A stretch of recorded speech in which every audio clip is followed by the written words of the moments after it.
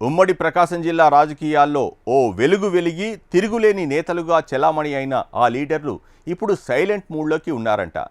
రాజకీయంగా ఒడిదొడుకులను ఎదుర్కొంటూ పొలిటికల్ జర్నీలో వెనుకబడ్డారంట. నేతలు పూర్తిగా సైలెంట్ మోడ్లోకి వెళ్లడం వారి అనుచరగణాన్ని నిరుత్సాహానికి గురిచేస్తుందట. భవిష్యత్తులోనైనా తమ నేతలు దూకుడు పెంచుతారా లేదా అనే దానిపై అభిమానులు ఎదురు చూస్తున్నారంట.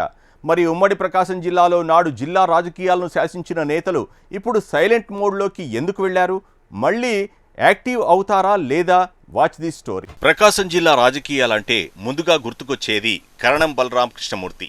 పార్టీలకు అతీతంగా జిల్లా రాజకీయాల్లో 40 సంవత్సరాలుగా చక్రం తిప్పిన నేతగా కరణం బలరాంకు ప్రత్యేకమైన గుర్తింపు ఉంది.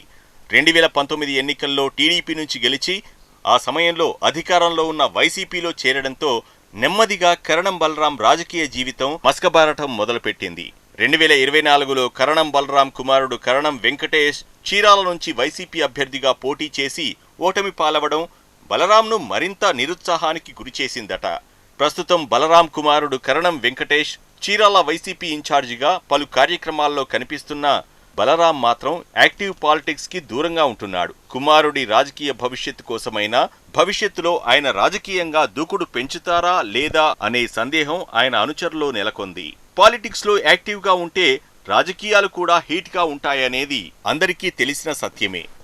ఇంతకీ బలరాంకి ఇప్పటికీ ఉమ్మడి జిల్లా వ్యాప్తంగా అభిమానులు ఉండటానికి కారణం పార్టీలకు అతీతంగా పనిచేస్తాడనే పేరు ఉండటమే. ఇక మాజీ మంత్రి బాలినేని శ్రీనివాసరెడ్డి కాంగ్రెస్ పార్టీ, వైసీపీలో 20 సంవత్సరాలకు పైగా జిల్లాలో అన్నీ తానై నడిపిన నేత. కాంగ్రెస్, వైసీపీ పార్టీల్లో ఉన్నంతకాలం జిల్లాలో ఎవరికి ఏ పదవి దక్కాలన్నా బాలినేని కటాక్షం మాత్రం తప్పనిసరిగా ఉండాల్సిందే. ఆయన సూచించిన వారికే పదవులు దక్కేవి.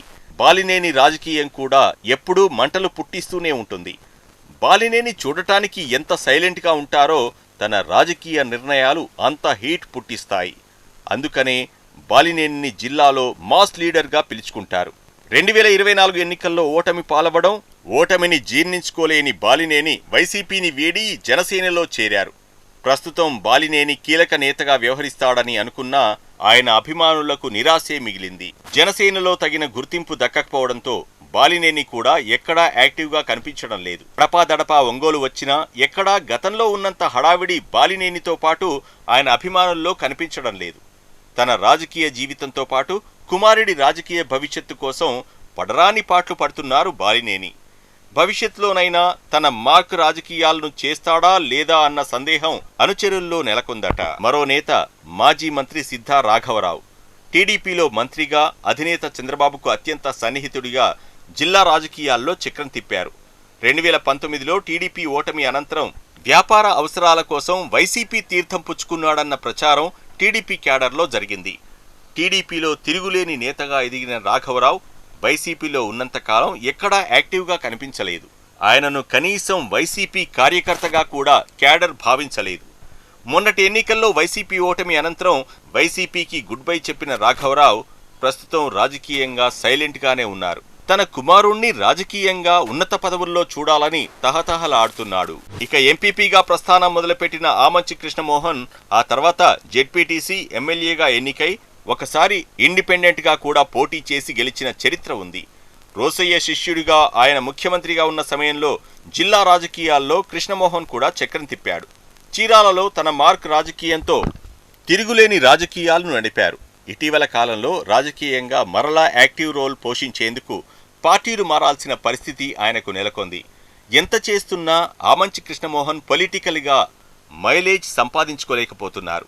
చీరాలలో తనకంటూ ఒక బ్రాండ్ ఇమేజ్ ఉన్న కృష్ణమోహన్ పొలిటికల్ మైలేజ్ కోసం ఎలాంటి స్టెప్స్ వేస్తాడు చూడాలి. సుదీర్ఘ రాజకీయ చరిత్ర ఉన్న వ్యక్తి మానుగుంట మహేందర్ రెడ్డి.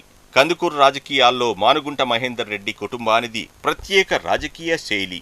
మహేందర్ రెడ్డి రాజకీయాన్ని అంచనా వేయడం చాలా కష్టమని ఒక్క మాటలో చెబుతుంటారు.